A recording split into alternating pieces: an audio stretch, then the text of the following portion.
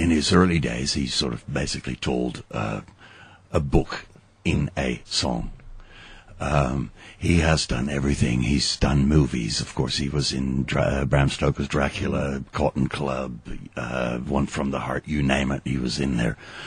A lot of Jim Jarmusch movies? He did about 3 or 4 of those, yes. And I think it's probably... the industry really appreciates him more, I think, more so than the general public.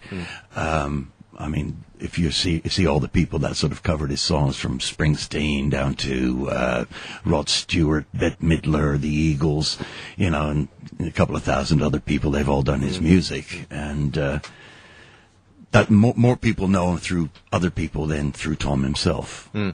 And it's the storytelling of his music that is what that is what dragged me in. By all the hair that I have on my head.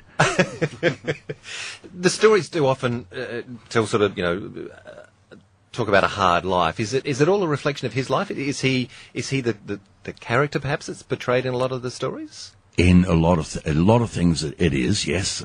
He comes from a very middle class background. His parents were both teachers.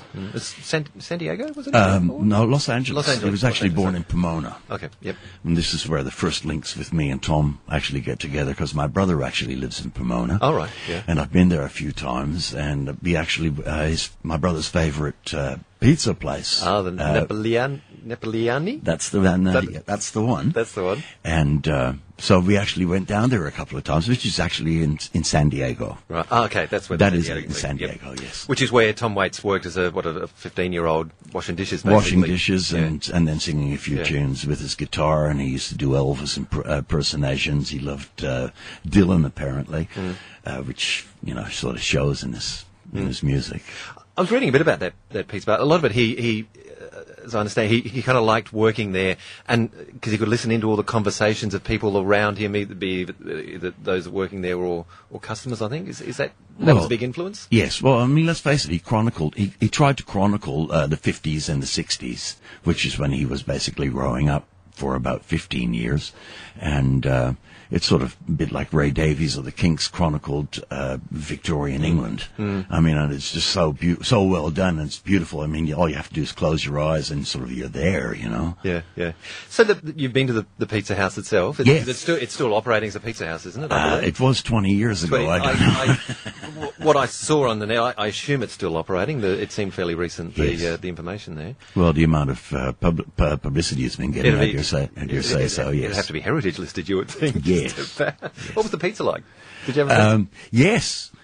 I actually had a margarita, which was absolutely stunning. Almost as good as JoJo's, but we won't mention it. We better talk about, I mean, Tom Waits is a big part of what we're talking about here, but of course your show coming up weekend after next, Thursday, Friday, Saturday, the 15th, 16th, 17th at High Ground. You're tipping your hat to Tom Waits. You've done this before. You did a Fringe show a couple of years ago. Yes. So this is an extended version of that show. It's sort of basically a 2-hour show with a little short interval. And yes, the first show was an hour and a half, and we decided that we wanted to do a couple of more songs because some people have been saying, why didn't you do this song, and why didn't you do that song, and you should have done this and you should have done that, which you always get, of course. Yeah, he's got a huge back catalogue of work. So that's it. He's got some like 24 albums. How do you select what's in the show? Well, that was it. You and Charlie arm wrestled to see what you're going to pick. Yes, because I mean, like I said, all his songs are like a book. Yeah. So I knew about a half a dozen of them. I said, Charlie, how about these half a dozen? Nah. So I had to basically learn a whole bunch of other songs. Yeah. But we took all the so-called hits as such, and we sort of used those, and we sort of put whatever made the show a little bit better. So yeah. You've been described as living the life that Tom Waits writes about. Does that give you give you a connection to relate to the stories a lot more? Oh, very much so. I just sort of wonder sometimes if my kids sort of read some of the stuff. I'm a bit worried, but yeah, I did. I've been involved in music and theatre for about 40 years, and I've had a few car crashes that almost took my life. I've seen the wrong side of hotels and You're looking all right now, though. You're looking pretty good at the moment. Well, yeah, I've settled down a bit. Yeah, I don't drink more than 2 bottles a day now. Not before breakfast, anyway. Well, it's only a half a cup before breakfast in my oatmeal.